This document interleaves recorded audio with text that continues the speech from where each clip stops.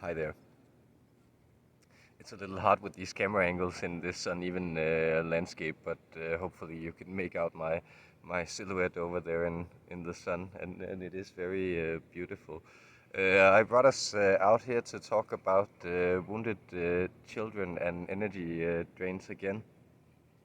I've had this experience enough times to notice a pattern of people who purport to be really concerned with the well-being of children, and to seem very have a lot of their identity invested in caring for children, who then also seem to drain a lot of energy off others, and by others I mean me, for me. That's of course how I notice it, but more distinctly, like it seems that in the relationship to the children they have in their lives, it is this type of underhanded energy manipulation where they tell themselves that they're doing good, and who of course would question that someone who's caring for children is a noble soul, and then at the same time it is like these children are like fresh energy factories, and they can sort of supply them with that life force that has gotten lost in their own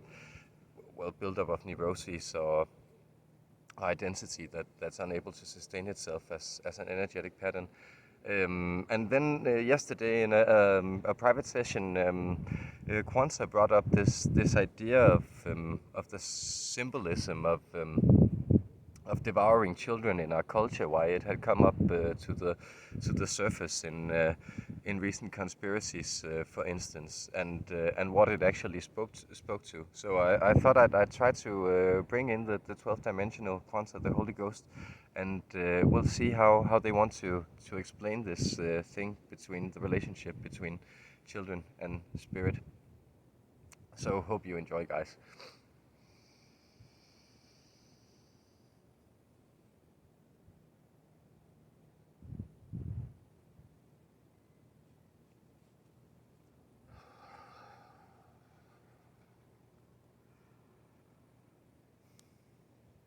Straight from the heart, straight from the source, we come to you, human beings, in order to illuminate you on your path. We thank you again for the work you have been doing, and for the way that you are willing to examine yourselves and turn your attention towards things within you that might be painful. And for most human beings, the idea of childhood is very painful.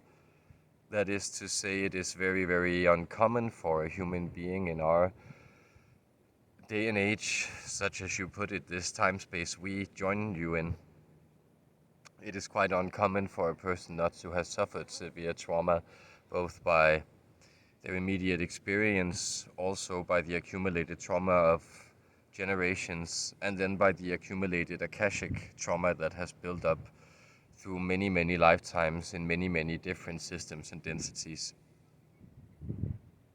We would simply point out to you that you come into this world as fresh beings. You are brimming with energy, you are brimming with trust and love and pure expression. There are no inhibitions in you. There is no malice, and there is no deceit in you. Instead, you come into this world trusting your sensory impulses.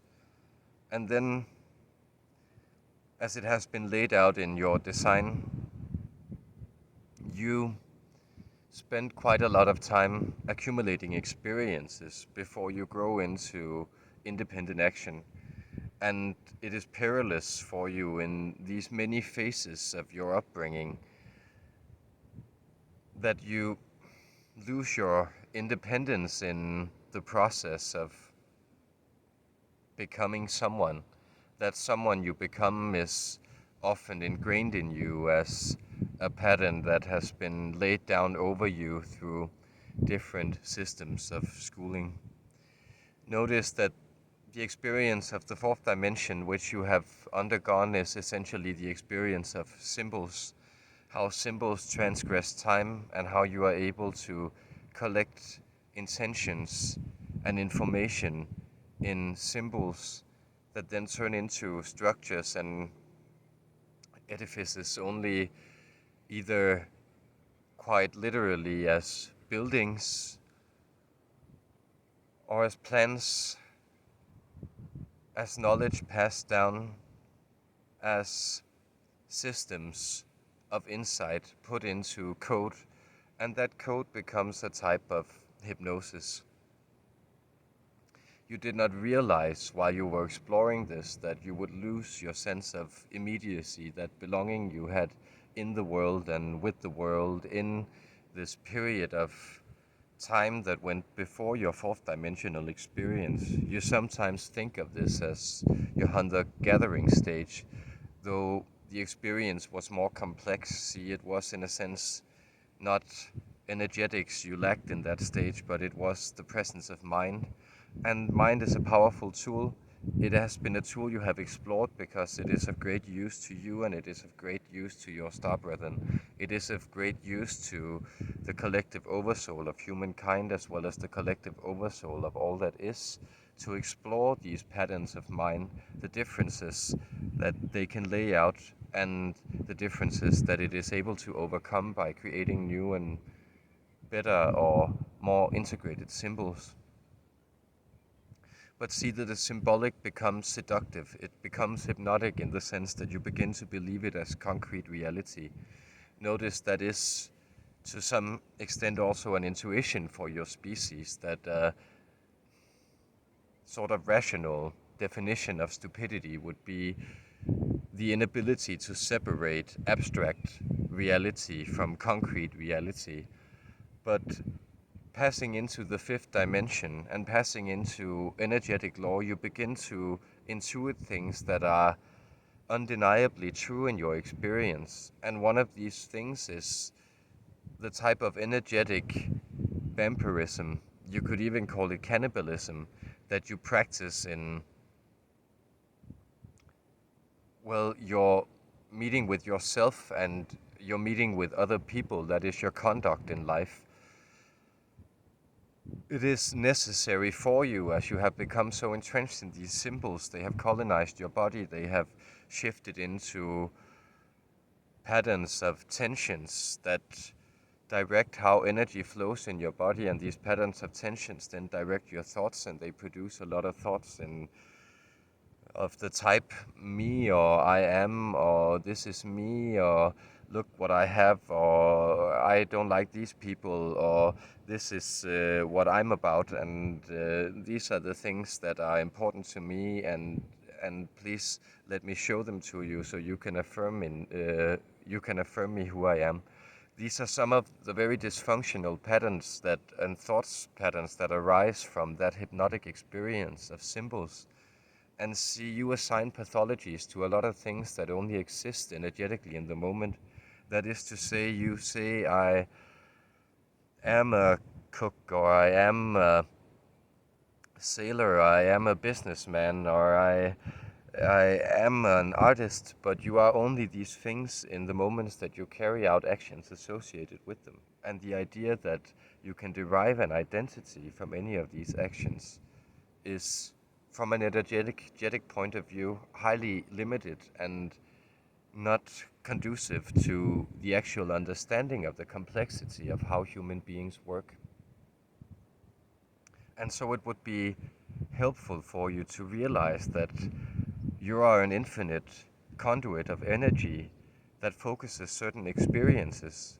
And the more you have certain labels that are limited by the idea of I, the more you will be forced to seek out places where this energy arises and flows unencumbered, and it does so in individuals that have not yet developed this restrictive sense of I, and these individuals are typically children. These are typically beings who are very much connected to the other side and who are able to bring attention, wonder, miracle, and openness into their experience, and thereby, in a sense, being contagious with that sense of wonder that is so very childlike and beautiful. And it becomes hard for adults who are caught up in the game of identity, and it is the late stage game of the fourth dimension. It is the late stage game of identity. Notice you have created these technologies that almost match the false self one-to-one, but only exist in abstract digital spaces. We are, of course, referring to an phenomenon such as your Facebook or other like phenomena, where you present yourself as an generated, thought out imprint of yourself that you then try to imprint upon the world. And it is very difficult for people who are engaged with children in their lives not to use this type of fresh energy to then rub on of this stale identity that they're trying to enliven through that projecting of that screen onto others. And it is, of course, in a sense, innocent, but it is exactly also innocence that it robs. It is the wonder of the present moment. It is not having necessarily, well, hind thoughts, or what is it called? We are looking for a word in this vessel's mind.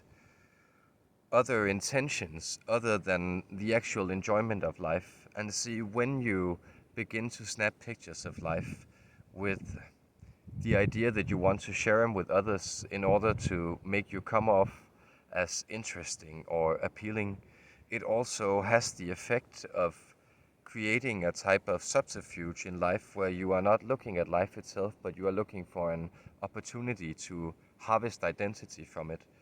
And this is difficult for spirit to handle, and that is why so many of you are experiencing a type of acute or if not acute, then lump pain by interacting with this type of communication, where you pretend to be a slight imprint of what you actually know yourself to be deep down, which is the microcosm or the macrocosm or the drop within the sea that is as the sea itself. And we therefore hope that you will consider that immediate reality is far greater, and that do not worry that there will be technologies more and more are arising where you actually commune energetically with others rather than limiting or severing yourself into bits and pieces and then looking for life force to animate these bits and pieces. You know, you have our support, you have our blessings, and you also have our predictions that good things are to come on this timeline that you interact with and that we interact with here. Therefore, be blessed and feel the love of the heavens as you close your eyes, sweet human beings. We thank you. We have been the 12th dimensional Quanta. We are all around you. We make up everything. And we are in the vibration of love, where you can find us always.